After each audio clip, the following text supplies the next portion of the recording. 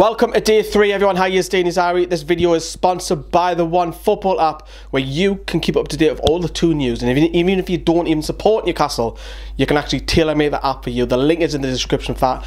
It is free. Why not? And we're going to move on to day 3. So if you haven't seen yesterday's video, go back and watch that before you watch this one, and then you'll know where we're at. So now Newcastle have spent 3 days out in Mercia in their training camp, and we're just going to catch up on what's been going on today. So last night, which would have been Wednesday night, the lads and the rest of the squad went for a meal. As you can see by this picture, a lot of the Spanish-speaking players, including Diarra and Lejeune, can also speak the lingo, are all around the table. Interesting that Miguel Almiron's not on this table, though. I was wondering where he was, considering his English isn't great, but it's good to have bonding. We've seen social media updates. We've seen Miguel Almiron singing in yesterday's video as part of last night as well, so do go back and check it if you haven't seen it. And the local media, we know who all they are. They have arrived in Spain. The temperature, though, was about 15 degrees, cloudy but warm, as they were saying. But the opposition have also arrived. Yes, we're playing a game on Saturday, in case you didn't know. CSKA Moscow have arrived, and they're in town, and they've been training as well. They've been putting through their paces as well. If you're wondering what time kickoff is, it's 11 AM UK time.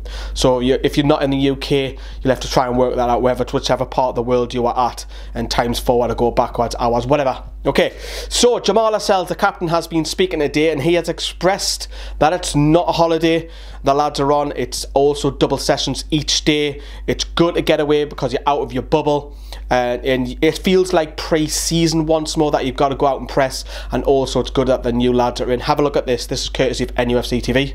Did a double session yesterday, just finished training this morning, going again this afternoon. You know, it's nice to get out here, a bit of warm weather training, you know, a different environment.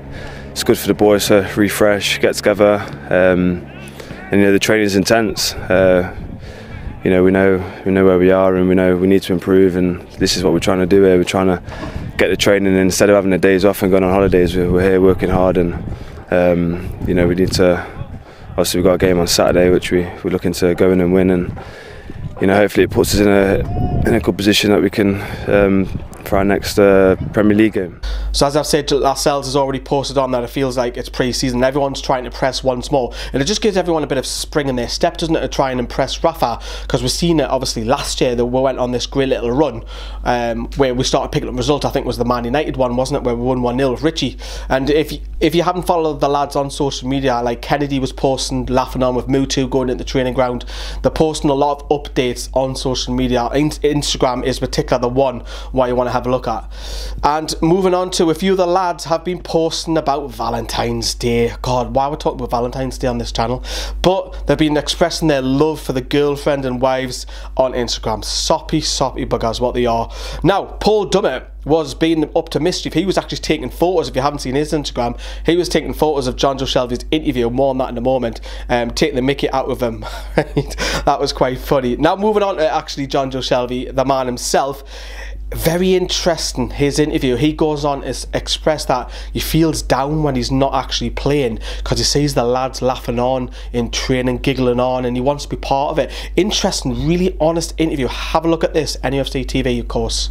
Oh, it's hard. I mean, you're literally going into training every day, and you're seeing the lads outside training and smiling and running around and that. And even on match days, you miss that buzz of putting the kit on and obviously playing for your club. But it was probably my fault in the first place to why I've been out so long. I should have just nipped it in the bud and took a few weeks in pre-season to get it right. But the way I am, I just obviously want to play football and go through pain.